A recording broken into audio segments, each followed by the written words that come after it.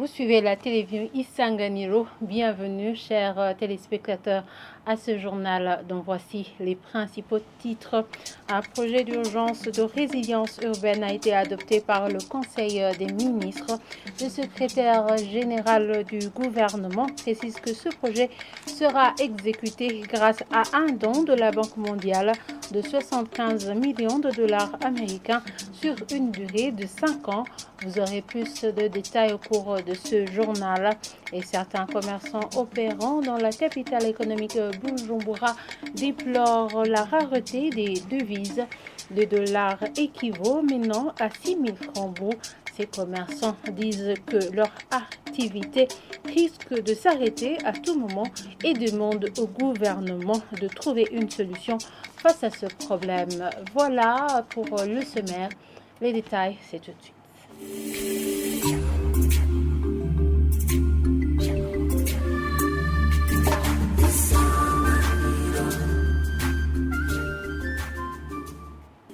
Encore une fois, bienvenue chers téléspectateurs. Le correspondant du journal Iwachu, Jean-Noël Manirakiza de Gitega, a été malmené par le commissaire provincial de la police de cette province.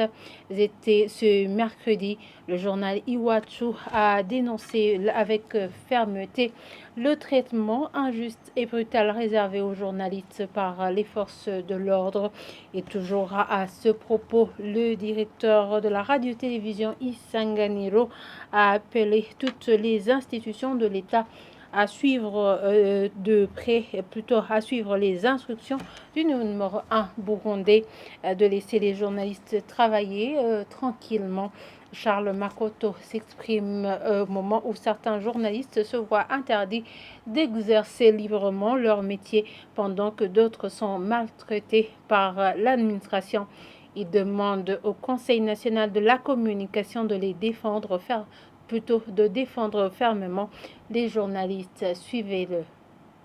Constatons ce dernier temps une forme de recul dans la liberté de presse. Pourquoi? Parce que nous avons très récemment entendu notre confrère de Gitega, qui travaille pour le journal Iwachu, qui a été malmené, maltraité par le commissaire provincial de Gitega. Il y a 3 journalistes qui sont emprisonnés aux prisons centrales de Mhimba. Il y a des interpellations pour clarifier des situations au sein de la police chargée de renseignement. Il y a un collègue du journal Akenza.net qui a été emprisonné des semaines durant, arrêté au marché de Buyenzi dans l'exercice de son métier. Il était en train de prendre des images. Donc tout cela contribue à alimenter un climat de peur chez les professionnels des médias, et cela inquiète d'autant plus que nous cheminons vers une période électorale de 2025. Donc on se demande qui va venir au secours des professionnels des médias. Cela s'ajoute même à un phénomène de rétention de l'information par les agents des services publics.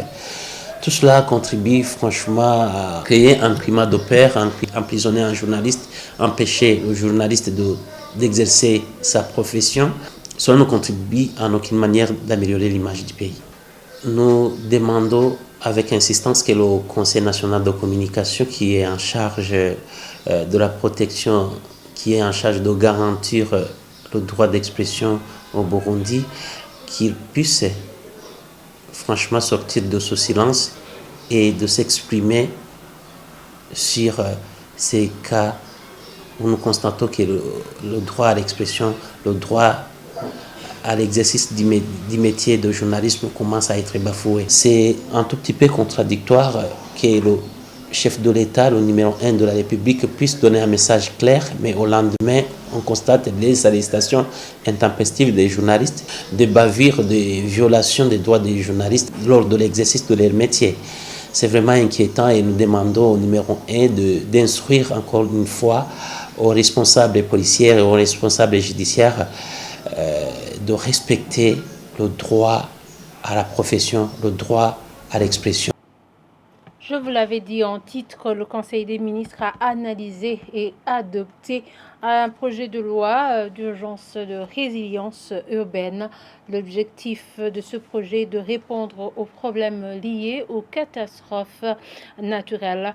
Dans un extrait du compte-rendu de ce conseil, le secrétaire général du gouvernement précise que ce projet sera exécuté grâce à un don de la Banque mondiale qui équivaut à 75 millions de dollars américains sur une période de 5 ans. Suivez-le. L'objectif de ce projet est de répondre à l'urgence liée aux inondations, d'accroître la résilience aux catastrophes et d'améliorer la gestion urbaine résiliente au climat à Bujumbura.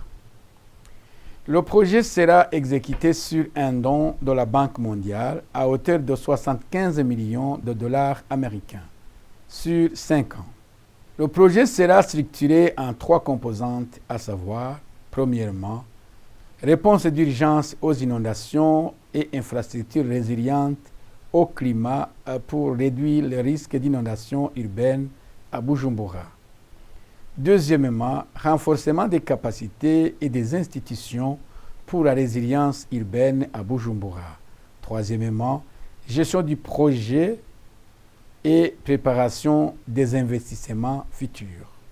Après analyse, le projet a été adopté avec la recommandation de renforcer la transparence à chaque étape de la gestion des fonds alloués à ce projet. Le Burundi est le premier pays d'Afrique francophone qui fait une bonne gestion des fonds octroyés par les États-Unis dans la lutte contre le sida. Cette déclaration a été faite ce jeudi par le chargé d'affaires à l'ambassade des États-Unis au Burundi au cours d'une interview accordée aux journalistes. Il a indiqué que le Burundi a déjà atteint 95% des attentes mondiales dans la lutte contre le sida. Suivez-le dans cette traduction faite par notre confrère Aaron Douayesu. We are really proud of how the money that we have invested in Burundi has been used. Nous sommes fiers de l'utilisation des fonds alloués au Burundi par les États-Unis d'Amérique. Parlons en premier lieu du paquet que les USA ont investi dans le secteur de lutte contre le sida. Les résultats montrent que le Burundi est le premier des pays francophones qui a atteint à 3 reprises une CE de 95%, ce qui est un beau pas dans la lutte contre le VIH. Ces résultats montrent que 95% des personnes vivant avec le VIH ne présentent plus de signes de cette maladie et plusieurs d'entre eux en sont au courant. Cela est un signe crédible qui montre que le VIH-Sida a sensiblement diminué au Burundi. Via ces résultats, les fonds alloués à ce secteur ont été bénéfiques. La preuve en est que la grande partie de la jeune génération ne présente pas les signes du VIH-Sida. Aujourd'hui, nous souhaitons atteindre le niveau maximal de lutte contre cette maladie. And then eventually 000. Clôturons ce journal par la page économie.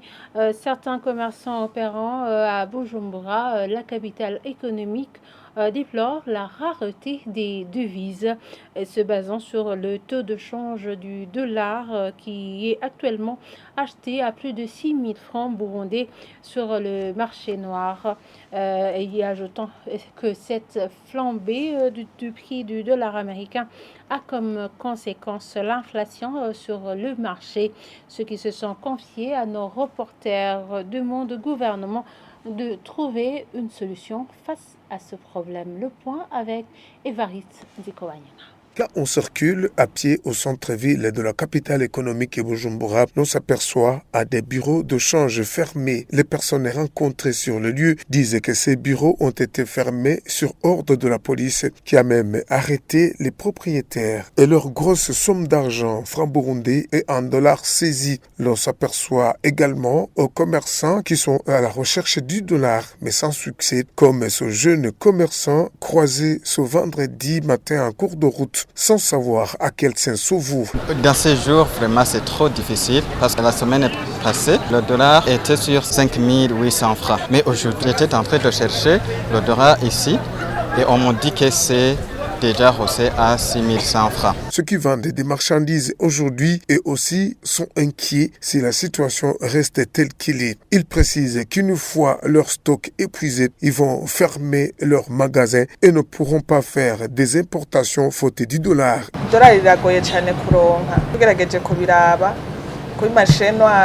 Il est difficile vraiment de trouver le dollar et au marché noir, il coûte énormément cher. Mais à la banque, le taux de change est abordable, mais il n'est pas accessible. Pour en avoir à la BNB, il faut beaucoup d'explications, mais comme ça prend du temps, l'on est obligé de se rabattre au marché noir. Ces commerçants en détresse aujourd'hui trouvent que la population en souffre cruellement, ainsi que le gouvernement qui fait face à une diminution des impôts et taxes. Ils demandent au gouvernement de tout faire pour trouver solution à ce tarissement de devises pour redynamiser la santé financière du pays.